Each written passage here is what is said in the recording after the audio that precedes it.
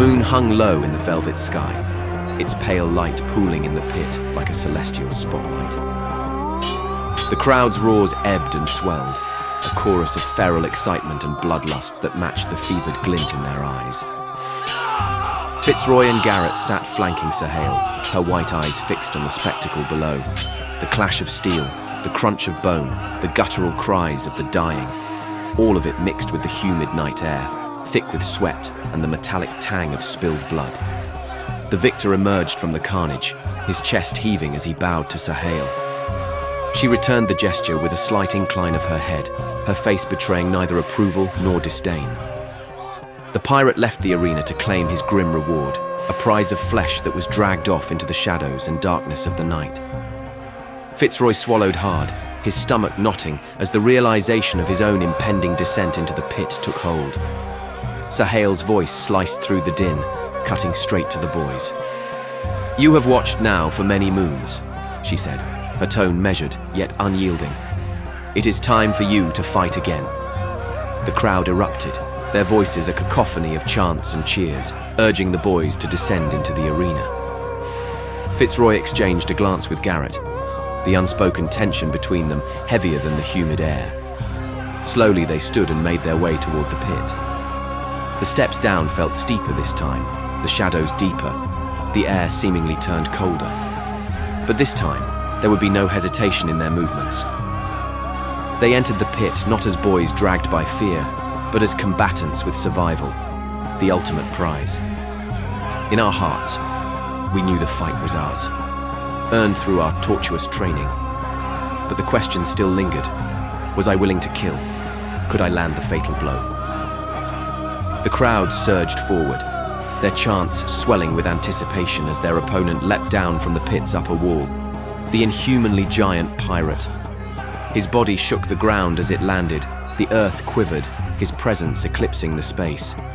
His sheer size bordered on monstrous, his massive frame cutting an imposing silhouette beneath the full moon's glow. He radiated confidence, the kind born from countless victories. The crowd's cheers reached a fever pitch, their excitement for the spectacle, tangible, electric, feral. Sahale's voice rang out once more, clear and deliberate.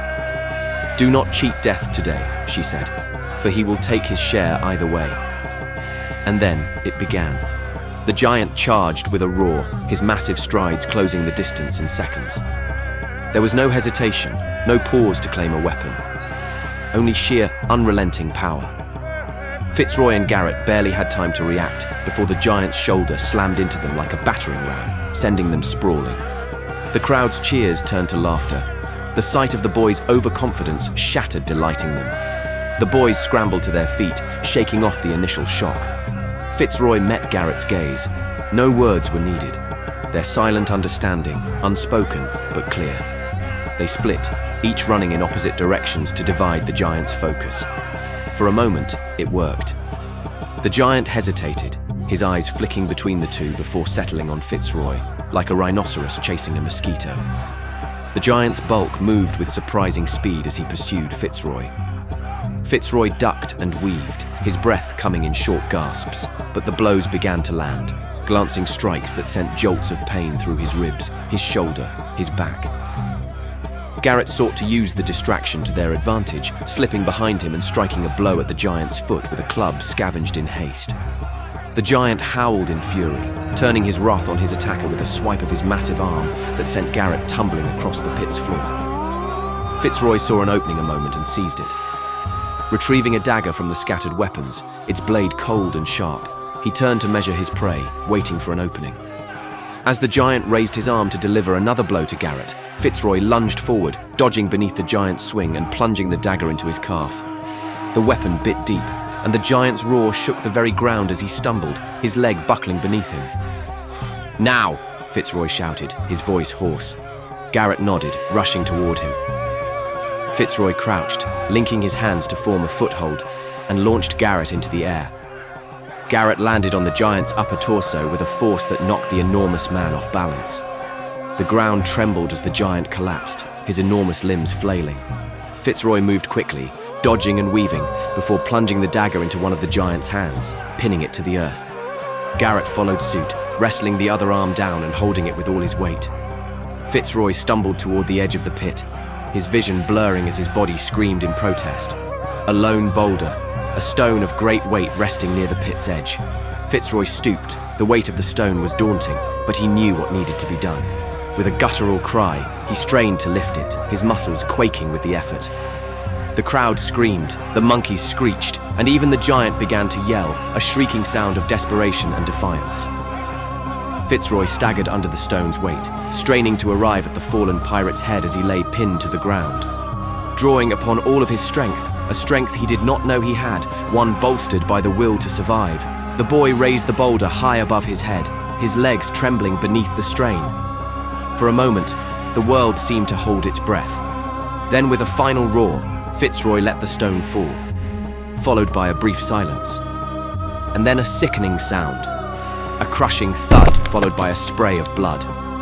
The pit fell silent, the crowd momentarily stunned before erupting in a deafening roar. Fitzroy stood over the giant's twitching form, his chest heaving, his vision swimming.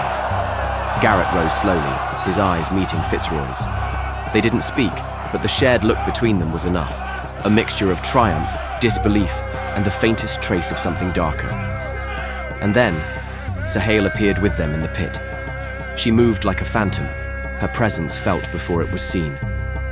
Her hand found Fitzroy's, her grip firm but cool. Without a word, she led him from the pit, the crowd parting before her like waves around a rock. Fitzroy glanced back at Garret, who stood motionless, his expression unreadable. The wooden doors of her temple residence loomed ahead, the intricate carvings of the Hanuman guardians watching as they crossed the threshold. With a low groan, the doors came alive, their carvings shifting and closing behind them, sealing Fitzroy away from the world outside. Shadows cast by candlelight filled the temple interior, the motions and moans of carnal lust, of the most primal of rewards being given to boy who had stepped into the darkness and was now a man, with a destiny to be fulfilled.